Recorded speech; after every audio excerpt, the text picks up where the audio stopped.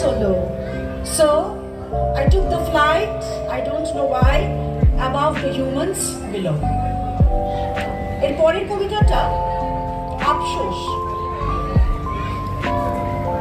চিলেকোঠার দুপুর, ঘন মেঘে আফসোসের সুর, তারই পাশে এক চিলতে ছাদ, খড়খড়ি গোপনীয়তা, সাতক্ষণ মাফ। মানুষের আসা যাওয়া, ও মন তোকে ছুতে চাওয়া, এ এক গভীর খাদ। যে কথা ইশারাতে ছিল সে কথা ইশারাতেই থাক। গোধূলির মাখো মাখো শহরে প্রেমের মরশুম, মেঘের সহবাস।